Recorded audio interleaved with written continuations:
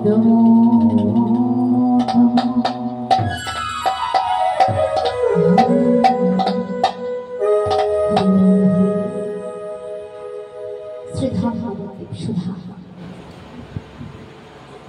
চৈতন্য মহাপ্রভু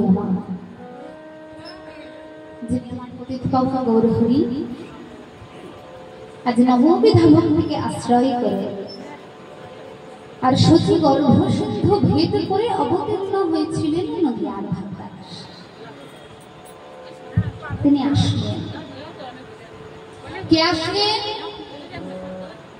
কে আসলেন তো? আমার গৌরহরি আসলেন। শুধু তিনি আসলেন তা নয়, সাথে করে আমাদেরকে কিছু দেবার জন্য নিয়ে আসলেন। কি আনলেন? যে জিনিস আনলেন মহাজনা বলছেন সেই জিনিসটা কোনোদিনও কোনো কালে কেউ আমাদের দেয়নি। ভগবান আসছেন, ভগবান এসেছেন, তিনি লীলা করবেন, নিজের লীলার প্রেম রস ভাব রস আস্বাদন করবেন। কিন্তু এই কলি যুগে যিনি আমার ভগবান, তিনি আসলেন শুধু নিজের রস আস্বাদন করবেন তা না। এই আমি ধরুন অতিথি আপনাদের বাড়ি, তাই তো? কিছুক্ষণের জন্য অতিথি। এবারে ধরুন অনেক দিনের সম্পর্ক আমার সাথে আপনাদের, চেনা, ধরে নিন আমি আপনাদের বোন। তো আমি যদি আপনাদের বোন হই, আপনারা আমার দিদি, তো দিদিদের তো ছেলে মেয়ে থাকবে। তো আমি যখন আসবো, আমি অতিথি, অতিথি যখন আসবে কি করবে? যেই বাড়িতে আসে সাথে করে কিছু তো নিয়ে আসে নাকি? আমি মনে মনে করবো দূর আমার কিছু এনে কাজ নেই, আমারই পয়সা নষ্ট, তার থেকে যাই ভালো ভালো খাবার দাবার খেতে পাবো, অতিথি আমাকে আপ্যায়ন করবে, আমার কত মজা। তা না, তিনি আসলেন প্রিয়জনের কাছে, তাই খালি হাতে নয়। শুধু নিজে তাদের কাছ থেকে কিছু নেবেন তা নয়, তাদেরকে দেবেন। আমার প্রিয় মানুষটাকে যেমন সব থেকে শ্রেষ্ঠ জিনিসটা আমি নিতে চাই,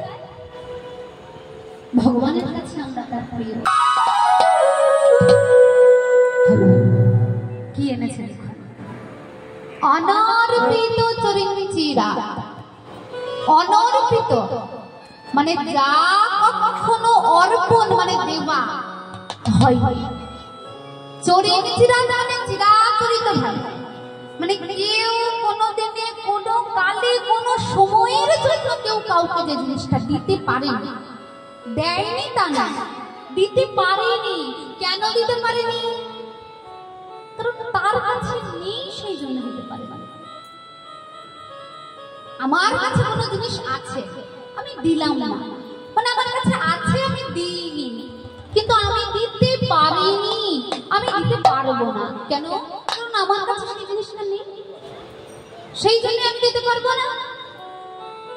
তাই গৌরহরি সেই জিনিসটা আনলো যেটা কোনোদিনও কেউ দিতে পারেনি, মানে কারো আর কাছে ছিল না, বা থাকলেও না কেমন করে দিতে হয় কেউ জানতো না।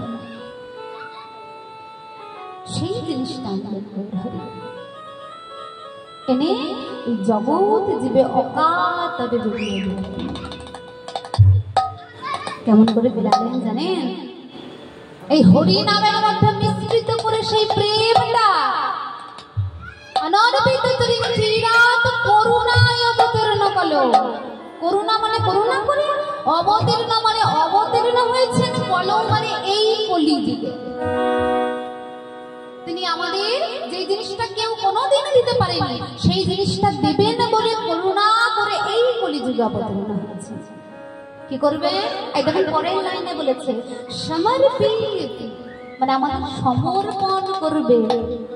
কি সমর্পণ করবেন? না উন্নত উজ্জ্বল রস। উন্নত আর উজ্জ্বল রস কি সমর্পণ করবে? মহাজন বলছে একটা রস করবে। কিসের রস? মিষ্টির রস।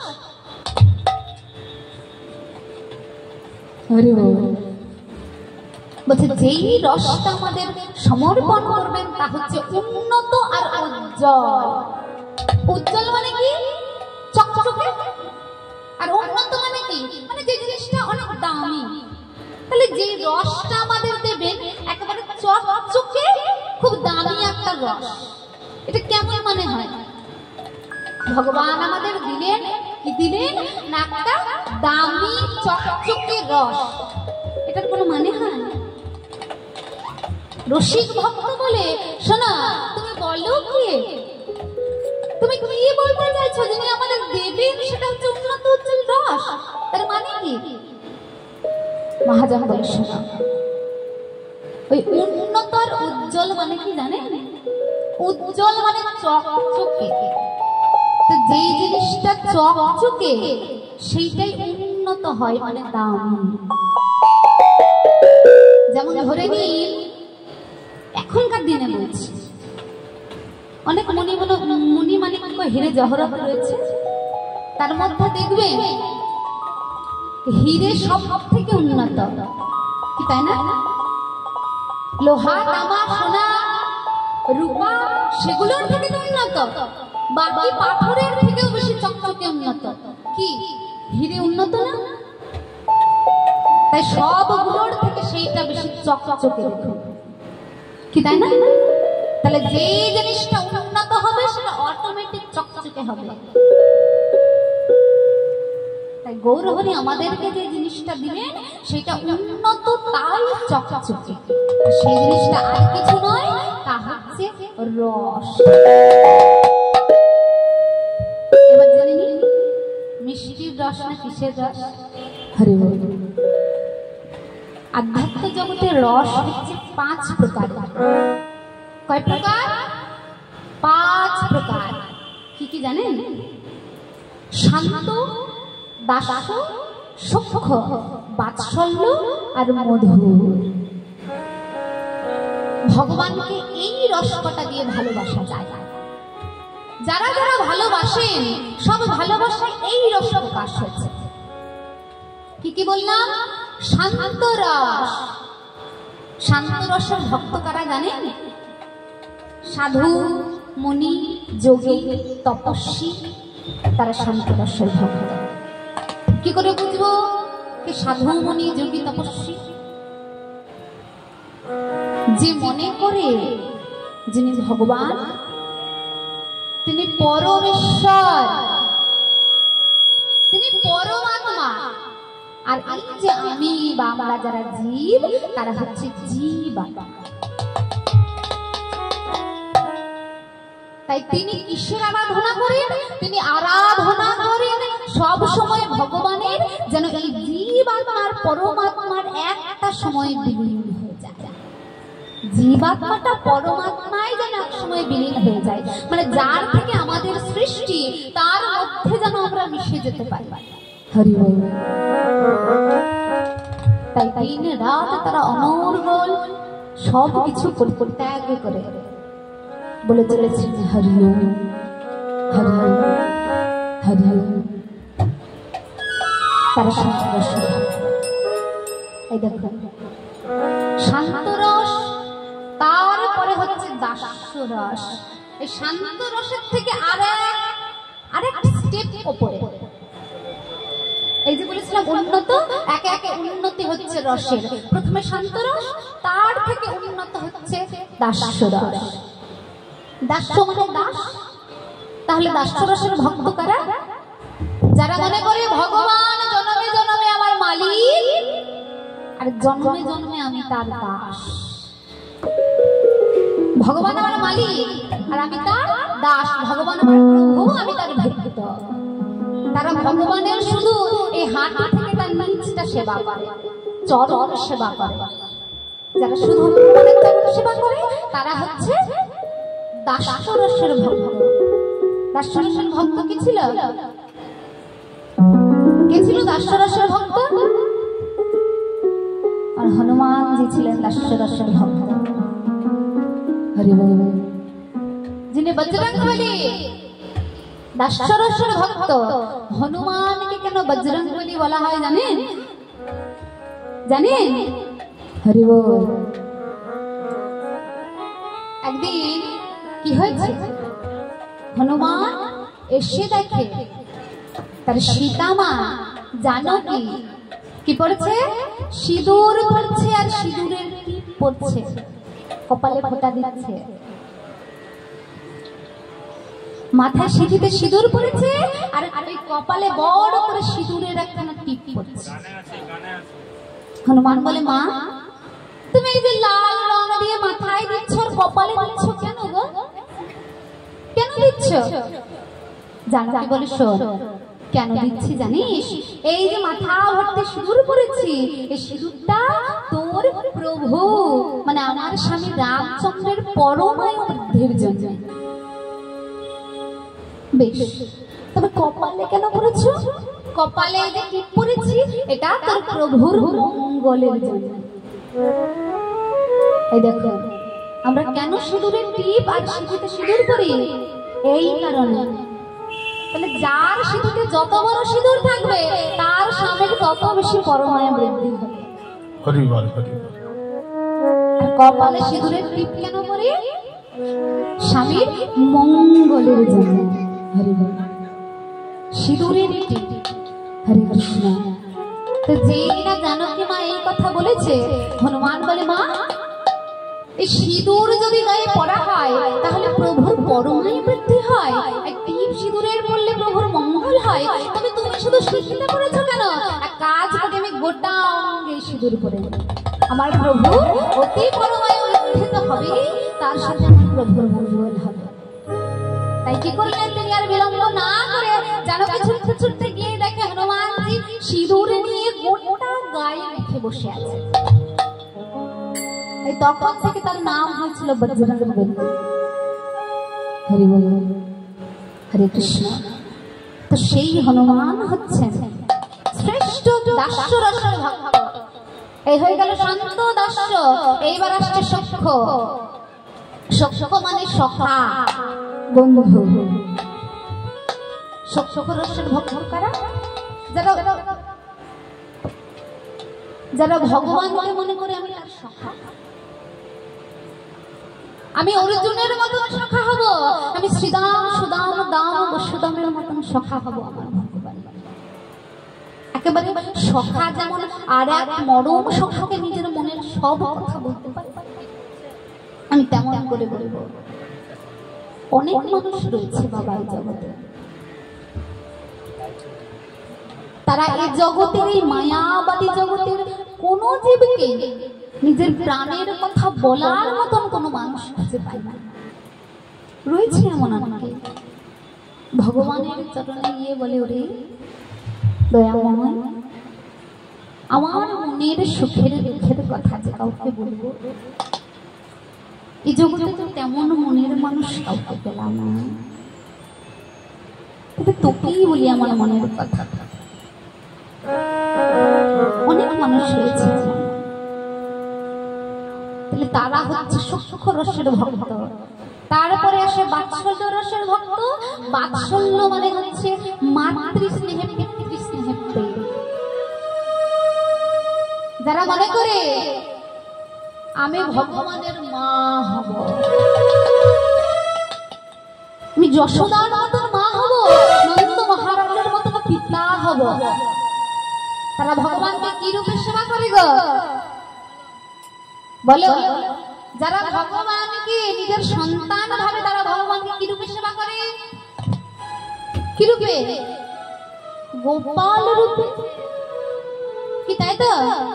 কার কাছে গোপাল রয়েছে? এখানে আছে কারোর কাছে? আচ্ছা, গোপাল আছে। তাহলে সেই গোপাল যিনি সেবা করেন তিনি মনে করেন গোপাল আমার সন্তান আর আমি তার মা। কিন্তু আমরা কি তেমন করে সেবা করতে পারছি? এই আমাদের কথা বলছি।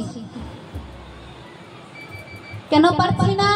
কারণ গোপাল যতই সেবা করি না কেন মনে মনে আমি জানি এটা ভগবান। কি তাই জানি না?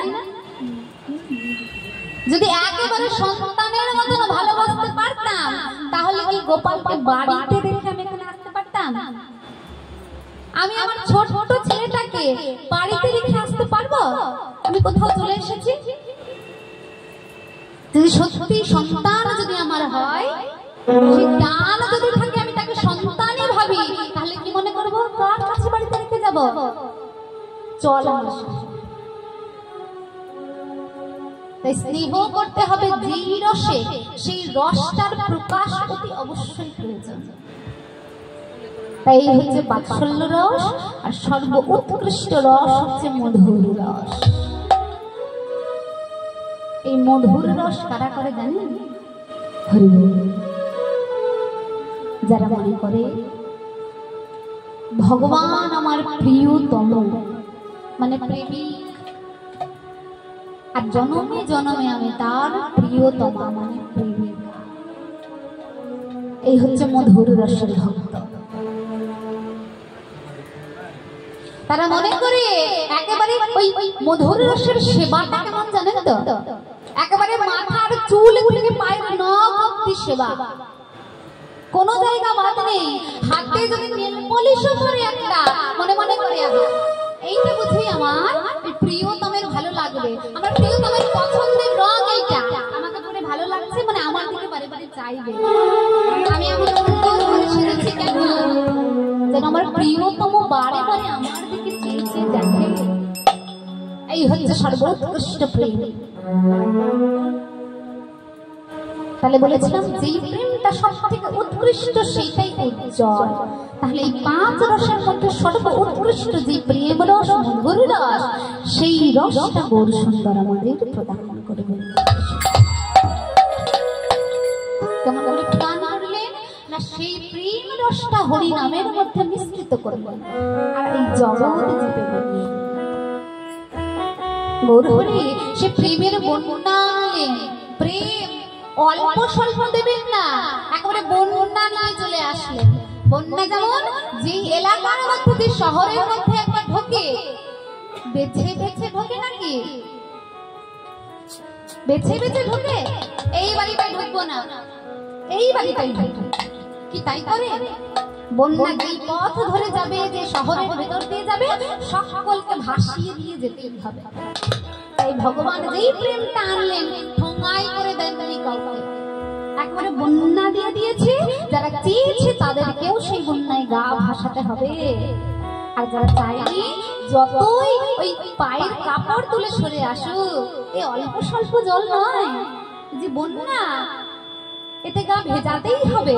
মহাপ্রভু বললেন, শোন শোন, দেখো দেখো, তোমাদের জন্য প্রেমের বন্যা এনেছি। হরি বল। প্রেমানন্দে মেতে হরি বল, হরি নামের বন্যা জিলু। প্রেমানন্দে মেতে হরি বল,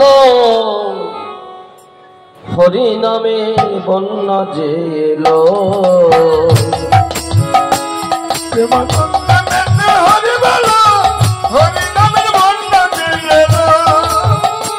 প্রেমানন্দে মেতে হরি বল, হরি নামের বন্যা জেলো।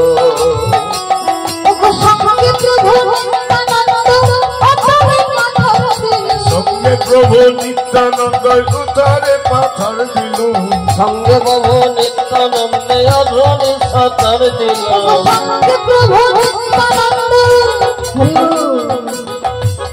মহাপ্রভু প্রেমের বন্যা, আর সেই বন্যায় দেখুন সাথে করে আমার নিতাই চাঁদ এসেছে।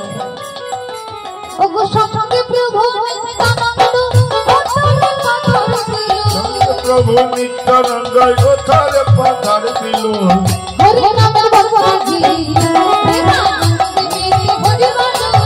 হরি নামের বন্যা জিলু।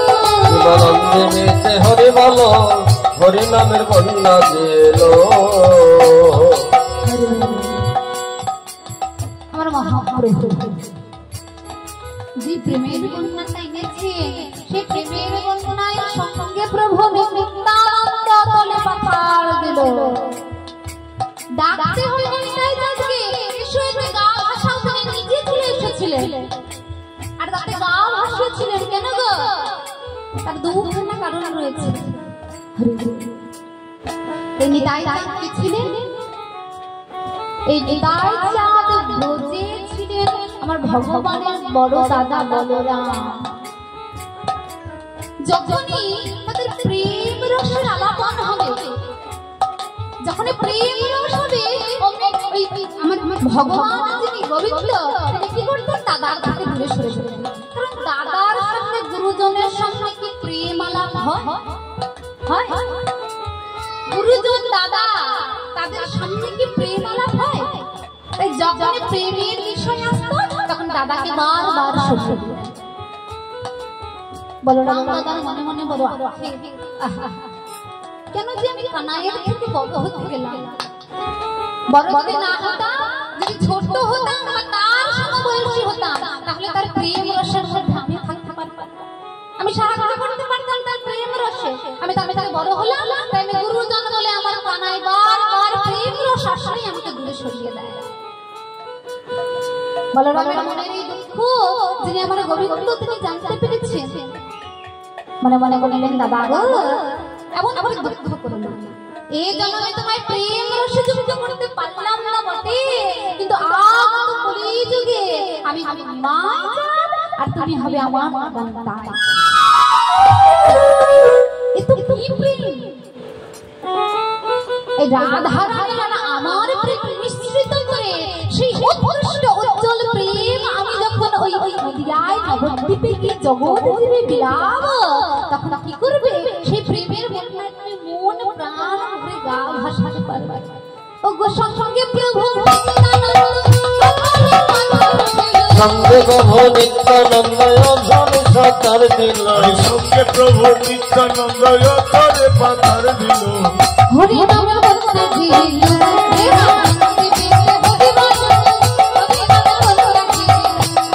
আনন্দে মেতে হরি বলো, হরি নামের বন্যা দিল। যিনি আমার রাধা রানী, কি গো চিনি তো রাধা রানীকে? সকলে মিলে চিনি তো রাধা রানীকে? ওই রাধা রানীর একখানা ছোট বোন ছিল, জানেন? রাধা রানীর একখানা ছোট বোন ছিল যার নাম অনঙ্গ মঞ্জুরি। কি নাম? অনঙ্গ মঞ্জুরি। রাধা রানী আমার গোবিন্দকে যতটা ভালোবাসতেন, ওই অনঙ্গ মঞ্জুরিও গোবিন্দকে ততটাই ভালোবাসতেন। শুধু অনঙ্গ মঞ্জুরি নয়, বৃন্দাবনের সকল গোপী আমার গোবিন্দকে ততটাই ভালোবাসতেন। কারোর ভালোবাসা কিঞ্চিত কম ছিল না। ভগবান তত্ত্ব সকলকেই ভালোবাসতেন। তো সেই অনঙ্গ মঞ্জুরি যখন রাধা রানী গোবিন্দ আমার কি করলেন? রাধা রানীর অঙ্গকান্তি নিয়ে রাধা রানী এই যে কলিযুগে গৌর হয়ে আসলেন, ভেতরে আমার গৌর আর বাইরে আমার রাধা রানী। আমার গোবিন্দের গো আর রাধা রানীর রাগ হয়েছে আমার গোরা। তো সেই মহাপ্রভু যখন আমি জগৎ প্রেমে বিলিয়ে বেড়াচ্ছে, রাধা রাধা বললেন, শোনো বধূ, তুমি জগৎ জীবে এমন করে প্রেমে বিলিয়ে বেড়াবে, আমি দর্শন করবো না? তুমি এমন করে প্রেমে বিলিয়ে বেড়াবে, জগৎ জীবে নিচে নিচে কেঁদে কেঁদে কৃষ্ণ প্রাণ কৃষ্ণ বলে, আমি দর্শন করবো না? আমিও তা দর্শন করতে চাই। তাই এক কাজ করো, আমি তো তোমার দাসী, তাই এই দাসীকে তুমি তোমার বাইরে রাখো, তুমি বলো ভেতরে, তুমি ভেতরে থাকবে, আর আমি তোমার জনমে জনমে দাসী, আমি তোমার বাইরে থাকবো। তুমি যে বলছো না গৌর হরে, আর কেঁদে কেঁদে ওই ধুলাই করি, তখন এই দাসীর অঙ্গে ধুলা লাগে, তোমার ধুলা লাগে। গোবিন্দ আমার বলছিলেন, রাধা বিনোদিনী, এই যদি তোমার মনে ইচ্ছে হয়, আমি তোমার মনের স্বাদ পুরাবো, কিন্তু রাধারানী বলছে, শোনো বধূ, তুমি এই সাতটা নয় পূরণ করবে, কিন্তু আমি যদি তোমার বাইরে থাকি, তুমি এমন করে করে কৃষ্ণ কৃষ্ণ বলে কাঁদবে আর ধুলাই গড়াগড়ি করবে, আমি পছন্দ করব না। তুমি যে সকলকে প্রেম প্রদান করবে, সেই প্রেম থেকে আমি বঞ্চিত থাকব কেন? যে প্রেমটা আমি তোমায় শেখালাম, তুমি প্রেম জানতে না। কই ছিল রাধা প্রেমা, কই ছিল মাধুরী মা, কই ছিল সুখিত হো, এ তিন বাঞ্ছিত ধন ব্রজে না হইল পুরন, ভাবিয়া না পাইব অনাদি নামি গোবিন্দ যিনি আমার। মনে মনে করছি এই ব্রজবাসী, এই যে রাধারানী আমায় এত কেন ভালোবাসে, আমায় ভালোবেসে সে কি সুখ পায়। কাউকে আমরা কখনো ভালোবাসি, তার কাছ থেকে কোনো না কোনো দিক থেকে একটা সুখ পাবো, সেই জন্য আমি তাকে ভালোবাসি। আমি অমুকজনকে ভালোবাসি, অমুক ছেলেটাকে ভালোবাসি, কারণ সে আমার সঙ্গে খুব মিষ্টি মিষ্টি করে কথা বলে, তাই আমি তাকে ভালোবাসি। বা সে আমার প্রশংসা করে, তাই আমি তাকে ভালোবাসি। বা সে আমাকে যে কোনো দিক থেকে, হয়তো অর্থের দিক থেকে সাহায্য করে, তাই আমি তাকে ভালোবাসি। কোনো কারণ থাকা চাই, গোবিন্দ বলে, এই রাধারানী আমায় কেমন করে কিসের জন্য এত ভালোবাসে, আমায় ভালোবেসে কি সুখ পায়, আমি তাকে কি সুখ দিতে পারি। আমি আমার প্রেমিকের কাছ থেকে তখনই সব থেকে উৎকৃষ্ট সুখ পাবো, কখন? যখন ওই প্রেমিক শুধু আমার কথা ভাববে। কিন্তু গোবিন্দ তো তা না, বৃন্দাবনের সকল গোপীকে তিনি সমান ভালোবাসেন। তাহলে রাধারানী কি সুখ পায়? কেন এত গোবিন্দকে ভালোবাসে? গোবিন্দ মানে ভেবে ভেবে চিন্তায় রাধা বিনোদিনী, তুমি কেন আমায় এত ভালোবাসো? কি সুখ পাও বলো বলো আমায়? তুমি আমার কাছ থেকে কি এমন সুখ পাও যে তুমি ওই বাদিনীর ঘরে থেকে যারা আমায় পছন্দ করে না, তাদেরকে উপেক্ষা করে তুমি বারবার আমাকে দেখা করবার জন্য ছুটে আসো? রাধারানী বললেন, শোনো বধূ, আমি তোমায় কেন ভালোবাসি, তোমায় কেমন করে ভালোবাসি, তোমায় বলে বোঝাতে পারবো না। তাহলে আমি কেমন করে বুঝবো? কেমন করে বুঝবি? আমার জায়গায় দাঁড়িয়ে দেখো, আমার জায়গায় দাঁড়িয়ে দেখো। যদি প্রেম ভাব রস আস্বাদন করতে চাও, আমি তোমায় কেমন ভালোবাসি যদি জানতে চাও, তাহলে এখন আমি যেখানে আছি সেই ভক্ত হতে হবে তোমার। ভক্ত না হলে ভক্তি কেমন করে হয় কি করে জানবে? এটা মুখে বলে প্রকাশ করার জিনিস না বিনোদিনী। তাই তুমি আমায় কেমন করে ভালোবাসো, কেমন করে কত ভালোবাসো, আমার কাছ থেকে কি সুখ চাও পাও, সেটা জানতে গেলে আমায় তোমার মতো ভক্ত হতে হবে। শুধু ভক্ত হলে হবে না, ভক্তের চরণে গিয়ে জড়িয়ে ধরতে হবে, সাধু সঙ্গ করতে হবে, বৈষ্ণব সঙ্গ করতে হবে। অমনি অমনি ভক্ত হওয়া যায় না।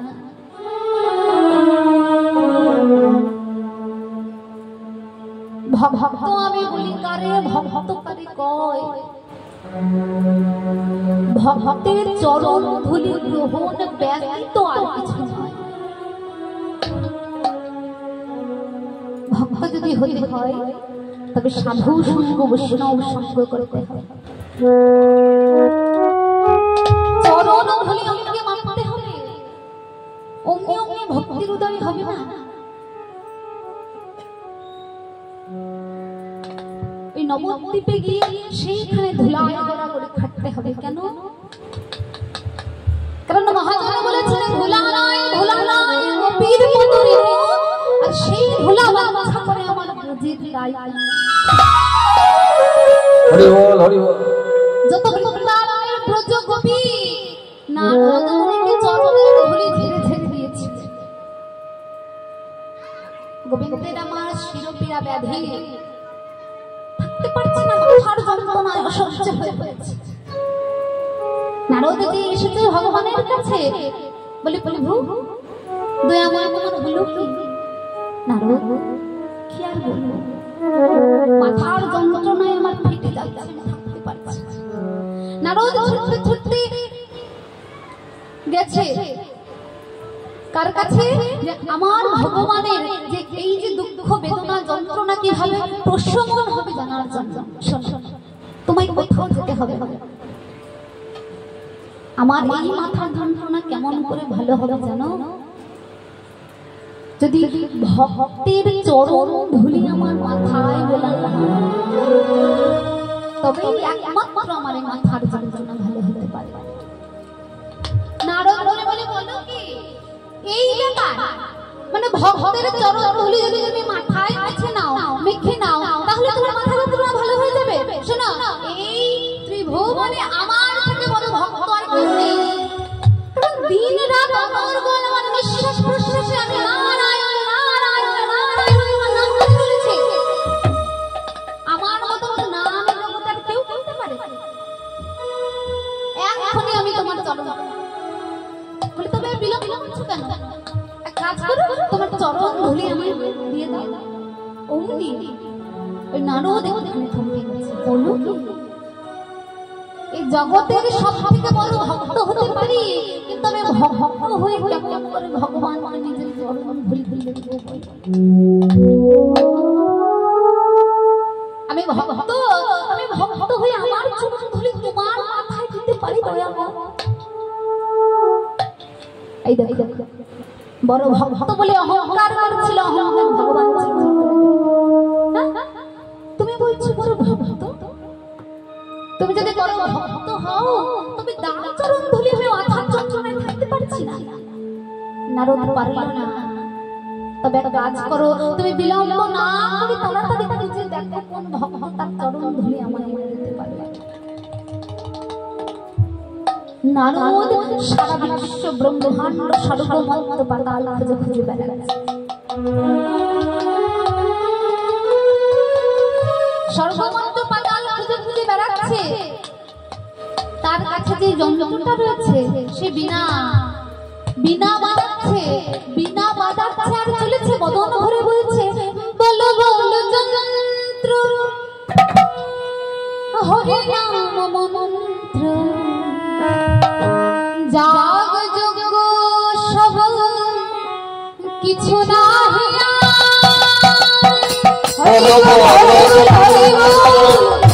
হরি নাম মন্ত্র জগ যজ্ঞ কিছু নাহি।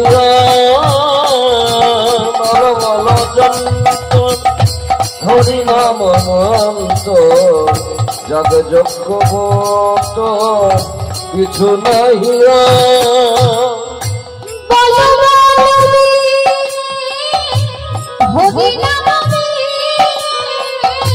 বল বল বিনে হরি নাম বিনে, বল বল বিনে হরি নাম বিনে, এই ত্রিভুবন কিছু না হিয়া। বল বল হরি নাম মন্ত্র জগ চক্রবর্ত কিছু নাহি। গান গাইছে, আর গান গাইতে গাইতে এসেছে ব্রহ্মার কাছে। ব্রহ্মার কাছে এসে বলে, প্রভু আমার যিনি অনাদি রাধা গোবিন্দ তার হয়েছে শিরোপীড়া ব্যাধি। হরি বল। ভালো হবে, প্রশমন হবে কিসে জানো? যদি কোনো ভক্ত তার চরণ ধুলি দিতে পারে, তবে আমার প্রভুর মাথায় লাগালে তার শিরোপীড়া ব্যাধি থেকে তিনি মুক্ত হবে। তাই তোমার কাছে এসেছি, তুমি কৃপা করে তোমার চরণ ধুলি দিতে। ব্রহ্মা বলে বলো কি গো নারদ, মুনিবার তুমি বলো কি? তিনি ভগবান আমার আরাধ্য, তাকে কেমন করে আমি চরণ ধুলি দেব বলো তো? কেন পারবে না? আমার দ্বারা সম্ভব নয়। আমার ভগবান আমার আরাধ্য ইষ্ট দেবতাকে আমার চরণ ধুলি দেব। নারদ সেখান থেকে নিরাশ হয়ে বেরিয়ে চলে আসলেন কার কাছে? না দেবাদি দেব মহাদেবের কাছে। মহাদেবের থেকে বড় বৈষ্ণব তো আর কেউ নাই। তিনি বৈষ্ণব শ্রেষ্ঠ, আর যিনি বৈষ্ণব শ্রেষ্ঠ তিনি পরম ভক্ত। এই জগতে মহাজনে বলছেন 12 জন বৈষ্ণব রয়েছে। কে কে? স্বয়ম্ভু নারদ শম্ভু কুমার কপিল মুনি মনু প্রহ্লাদ জনক ভীষ্ম বলির্বৈয়া শক্তির্বৈ। এই দ্বাদশ বৈষ্ণব, এই দ্বাদশ বৈষ্ণবের মধ্যে সব থেকে উৎকৃষ্ট বৈষ্ণব হচ্ছেন আমার ভোলেনাথ, ভোলা মহেশ্বর। তাহলে তোমার কাছে এসেছি, তুমি সর্ব উৎকৃষ্ট বৈষ্ণব, যিনি সর্ব উৎকৃষ্ট বৈষ্ণব, তিনি আমার ভগবানের সর্বশ্রেষ্ঠ ভক্ত। দাও দাও দয়াময়, তুমি তোমার চরণ ধুলি আমায় দাও। আমার ভগবান যে শিরোপীড়া ব্যাধিতে ব্যাকুল হয়ে রয়েছে, বিলম্ব না করে দাও। ভোলেনাথ বলো কি করো? চতুর্মুখে রাম নাম গান ত্রিপুরারি, যারা পঞ্চমুখে চতুর্মুখে দিন রাত রাম নাম গেয়ে চলেছেন, সেই আরাম ধরতে পারবো না আমি আমার চরণ ধুলি। তবে কি করব? আমার প্রভুর কি এই ব্যাধির প্রশমন হবে না? ভোলানাথ বলে দিলেন হবে। তুমি কোথায় যাবে? ওই বৃন্দাবনে চলে যাও। বৃন্দাবনে গেলে সেইখানে ওই প্রাণবধূর যারা ব্রজ গোপী রয়েছে তারা দিলে দিতে পারে। নারদ মুনিরা ভাবতে দেরি হলো না যে কারা দিতে পারে। সেই বিনা আমার মহানন্দে বাজাচ্ছে, আর বাজাতে বাজাতে চলেছে। এবারে বলছে বলো বলো যন্ত্র রাধা নাম জাগ যোগ সফল কিছু না। বলো বলো যন্ত্র রাধা নাম মন্ত্র, জগ যজ্ঞ ব্রত কিছু নাহিয়া।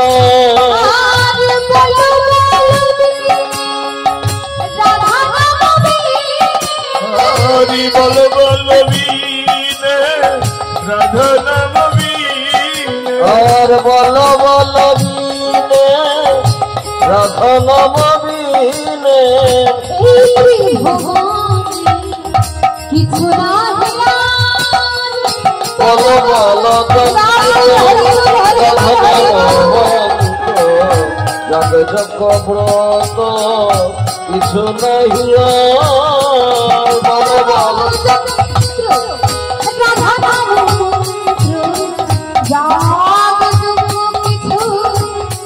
কিছু না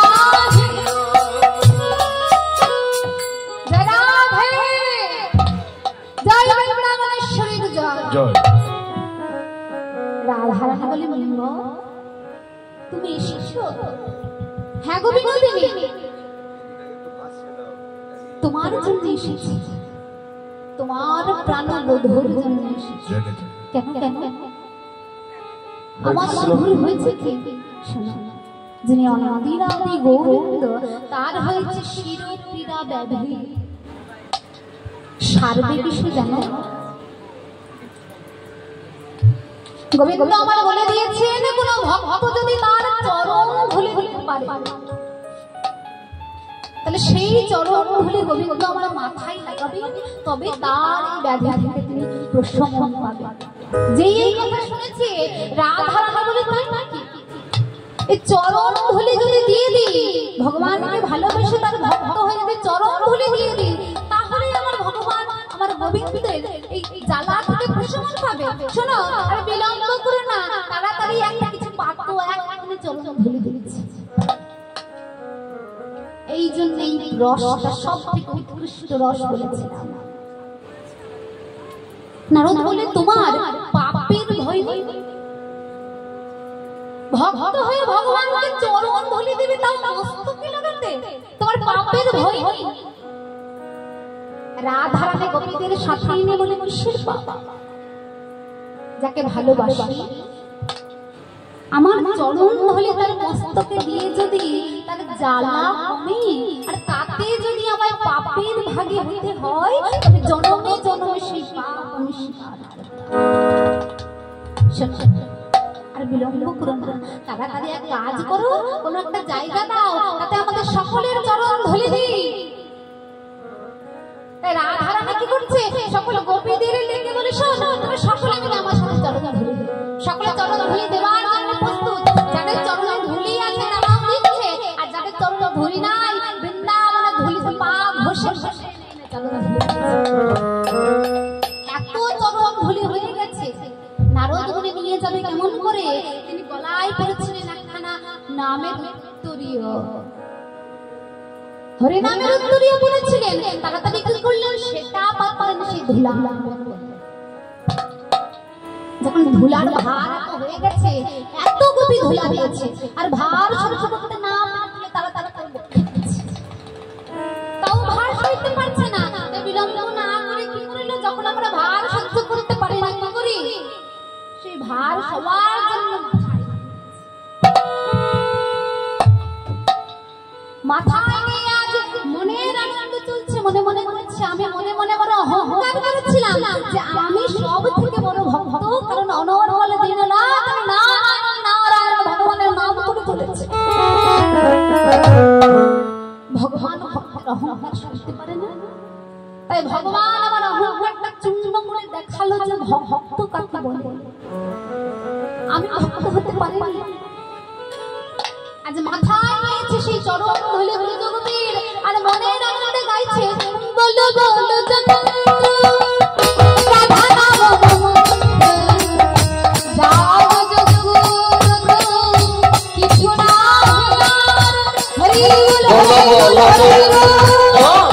রাধা নাম মন্ত্র যাতে যজ্ঞ ব্রত কিছু নাহিয়া।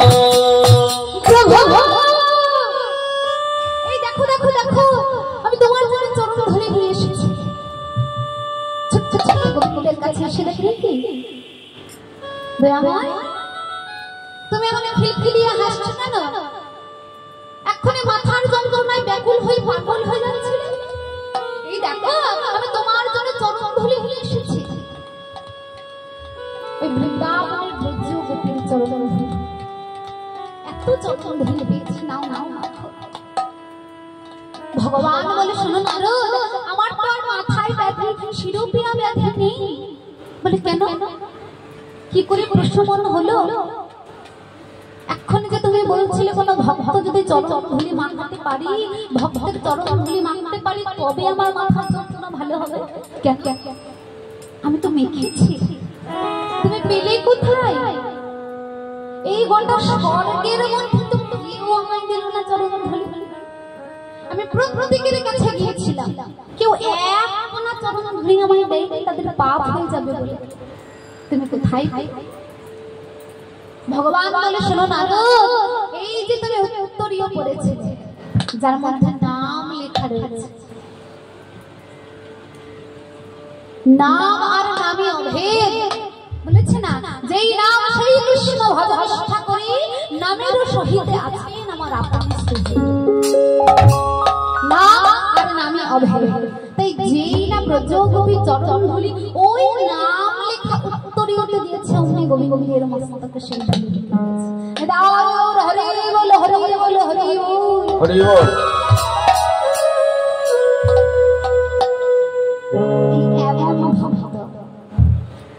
কেমন প্রেম, সেই প্রেম আস্বাদন করবেন রাধারানী, গোবিন্দ আমার আস্বাদন করবেন সেই প্রেমটা কিরকম করে ভালোবাসে।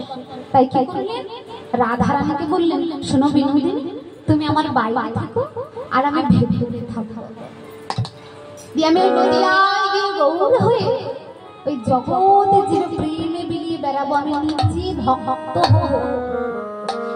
আর ভক্ত হয়ে ভগবানকে ভালোবাসতে কেমন লাগে, আর কেমন করেই বা ভালোবাসতে হয়, কি প্রকারের ভালোবাসলে ভগবানকে নিজের করে পাওয়া যায়, তাই আমি শুধু আস্বাদন করবো না, এই জগৎ জীবকে শেখাবো।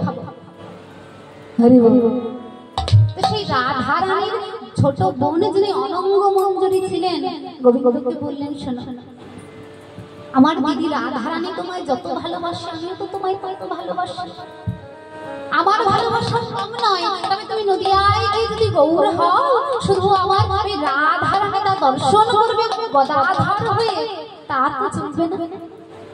আমিও দর্শন করতে চাই, তুমি কেমন করে হরিনাম করে প্রেম জগৎ জীবকে বিলিয়ে বিলিয়ে বেড়াও।